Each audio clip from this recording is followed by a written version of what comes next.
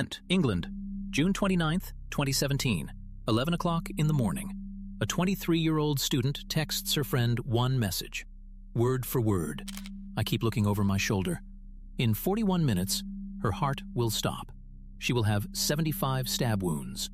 A shopping center parking lot, Wednesday. Dozens of witnesses. And the real question here isn't who did it. The real question is why he wasn't stopped 5 days earlier. They could have. And 4 years earlier, they could have too.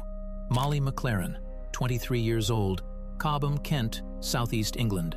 A student at the University of Kent, majoring in sport and health education. She's graduating in 2 months.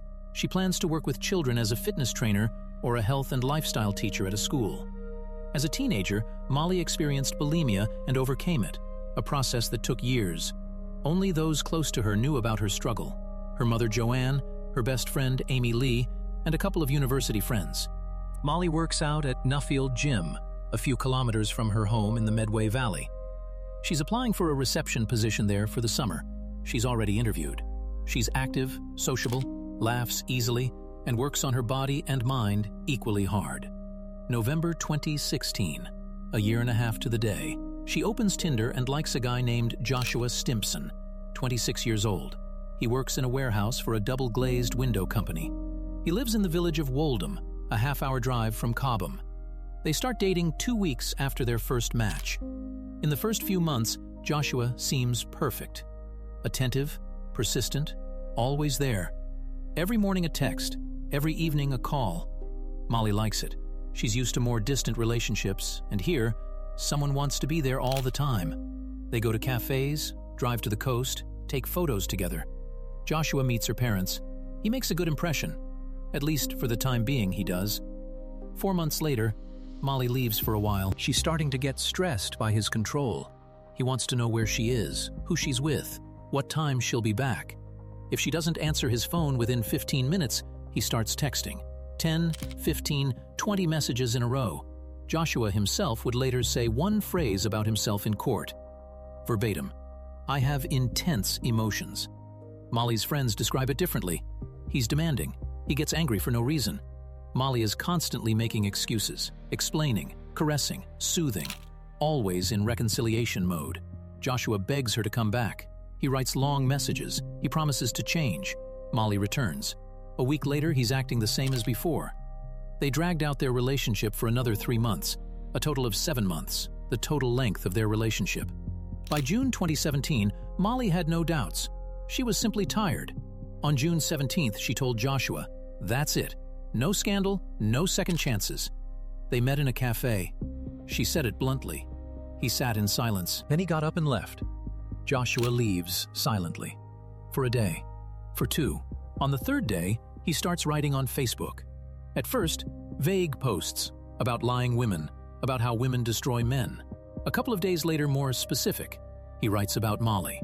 Without naming her name, but everyone will know that she had a drug addiction. It's a lie. But her classmates, teachers, and relatives see it. Molly blocks him. He creates a new account, blocks again. A 3rd account. Joanne's mom takes screenshots, just in case. Molly laughs. "Mom, he'll get over it.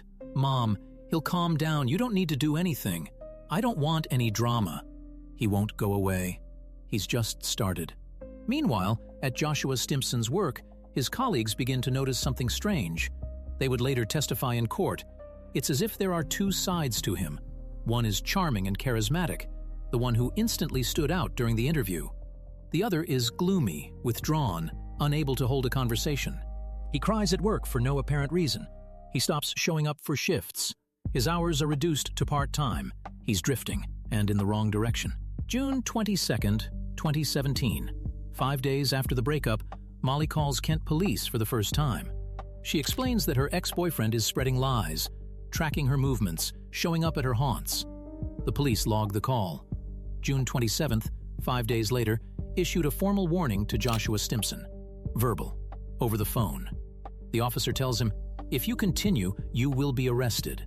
That's it. No detention, no restraining order, no home visit, no search, no phone confiscation.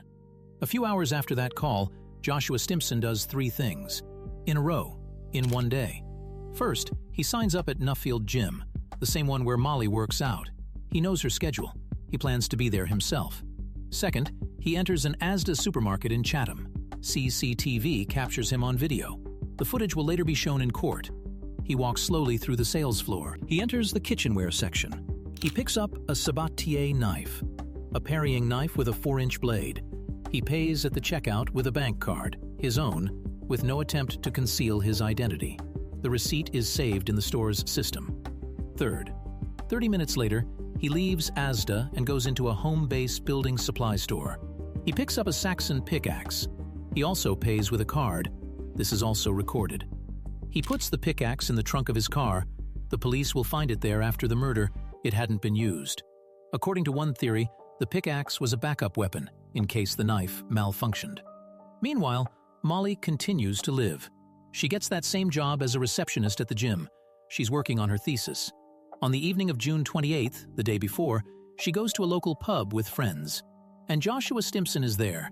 He doesn't approach, he doesn't speak, he just watches. An hour, 2, 3. He sits at a far table and looks in her direction. Molly's friends will later testify in court. She tried to pretend everything was normal, but it was clear she was afraid. They left the pub earlier than usual, around 10 p.m., although they had planned to be there before midnight. Molly slept poorly that night. In the morning before going to the gym, she texted a friend. "I thought it would all be over, but it seems he's just warming up." At this point, Kent police were already aware of the situation. They issued a warning. They recorded the report, but they did nothing else. After the murder, Kent Police's internal investigation and the Independent Oversight Service acknowledged that, given all the evidence, an arrest should have been made on June 27th. That didn't happen. The morning of June 29th, Wednesday, the day that was never supposed to come. It's 10:30 a.m. Molly parks her blue car in the parking lot of the Dockside Outlet Shopping Center in Chatham and heads to the gym. Routine workout, music in headphones, treadmill, weight machine. 15 minutes later, Joshua Stimpson walks into the gym. He's not wearing workout clothes, he's not planning on working out. He approaches her machine. He sits down next to her. He's silent. Molly turns and asks, "Are you following me now?" He remains silent, doesn't answer, doesn't leave. 10:45 in the morning, Molly texts her mom on WhatsApp, word for word. "Mom, he came into the gym and stood next to me." Joanne replies immediately, "Go home, now." Molly dials her. They speak briefly, whispering. Molly has gone to the locker room. Joanne is practically shouting on the other end. Molly agrees to go home. She hangs up. Between 10:50 and 11 o'clock, Molly texts her friend about 20 times on WhatsApp. She describes what's going on and asks for advice. Her friend suggests, "I'll be there. Wait for me in the lobby. Don't go out to the parking lot alone." Molly texts back, "It's fine. I'll do it myself. I'll be in the car, start the engine, and drive away. It'll take 2 minutes." 11 o'clock 2, the last text Molly will ever send. "I feel like I'm constantly looking over my shoulder." She leaves the hall, walks across the parking lot to her car, opens the driver's door, gets behind the wheel, puts her gym bag on the passenger seat, takes out her keys. Joshua approaches her car a few seconds later. He has a knife he bought 2 days earlier. He opens her driver's door. Dozens of people will witness what happens next. A shopping center parking lot. Wednesday, 11 in the morning. The stores are still empty, but there are already plenty of cars. Passers-by rush to the car. One man, an unnamed stranger, tries to pull the attacker away. He himself is cut. Another dials 999, the British emergency number.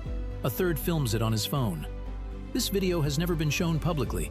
It remains in the case file. The police arrive in 2 minutes. The paramedics arrive in 3. Molly has 75 stab wounds to her neck, face, head, and arms. CPR begins on the spot, right in the car. The paramedics work for 20 minutes, non-stop. Bystanders retreat to a safe distance but don't leave. Some remain in the parking lot until evening, giving statements. 41 minutes after Molly wrote her last message, the paramedics pronounce her death. Time of death, 11:43 in the morning. Joshua Stimpson did not resist arrest. He walked away from the car and sat down on the curb. When police arrived, he made no attempt to flee. He made no attempt to deny the crime. The knife remained on the driver's seat next to his body. February 2018, Maidstone Crown Court, Kent. 8 months after the murder, Joshua Stimpson spent all this time in a pretrial detention center under psychiatric observation. The defense had prepared a line in advance: insanity, memory loss, lack of intent. In court, he pleaded guilty to manslaughter, stating through his lawyers that he was mentally incompetent at the time of the attack and had no recollection of the attack or the 2 weeks leading up to it. Legally, this defense is called diminished mental capacity. If the court accepts it, the sentence is lenient, typically 7 to 12 years instead of life imprisonment. The prosecution disagreed. Crown Prosecution Service prosecutor Claire Prodger insisted. Joshua Stimpson was fully sane, planned the murder, purchased the knife 2 days in advance, stalked the victim, chose the location and time, and chose the day, Wednesday, when the courtroom and parking lot were least crowded. This is first-degree murder. Through the work of psychiatric experts, the prosecution proved to the jury that the defendant was aware of his actions at the time of the attack. The jury, 8 men and 4 women. They deliberate for less than 4 hours. The verdict is unanimous: guilty of murder. In the courtroom, the screams of Molly's mother and the sobs of her friends fill the room. Joshua stands emotionless in the dock, looking at the floor. Judge Williams imposes the sentence: life imprisonment, with a minimum of 26 years without the possibility of parole. The judge's words are in the record, verbatim. You have shown no remorse. You care only about yourself and your own feelings. You are an extremely dangerous young man. You will pose a very significant risk to women for a very long time. You may never be released. Joshua Stimpson's 2 previous girlfriends testified in court. Both are under protection. Their names are not listed in public records. Both describe the same pattern: brief relationships, breakups, stalking, threats. He sent one of them photos of herself, taken secretly through a fence while she was sunbathing in the garden of her home, with the note, "I'll drown you." Molly's family leaves court. Joanne McLaren, her mother, reads a statement to the cameras. It contains words that will later be splashed across every British newspaper. Molly was let down by the system, not by her friends, not by her family, not by those who were supposed to protect her. Following the verdict, the investigation is handed over to an independent oversight body, the Independent Office for Police Conduct. They reveal one detail that was only partially disclosed in court. Joshua Stimpson already had a story. Not 7 months, not 2 years, 4. The year 2013, Staffordshire, Central England. A girl named Alexandra Dale. They went on a date, just one. Afterward, a stream of messages, threats, slashed tires on her mother's car. Alexandra goes to Staffordshire Police. The police investigate her complaint. Decision: insufficient evidence. The case is not registered as a crime. Joshua Stimpson is sent a warning by text. A few weeks later, he texts Alexandra, "I'll stab you. I'll drown you." It's all in the archives, in police reports, in personal correspondence. Only the Staffordshire investigators know about it. Molly doesn't know about it. Kent police don't know about it either, because there's no match in the national database. The case wasn't registered as a crime. There's no record of Joshua Stimpson as a potential stalker. If that 2013 case had been registered as a crime, Joshua Stimpson would have entered the national system. When Molly walked into Kent Police on June 22, 2017, the system would have returned a match, a name, a history, a pattern.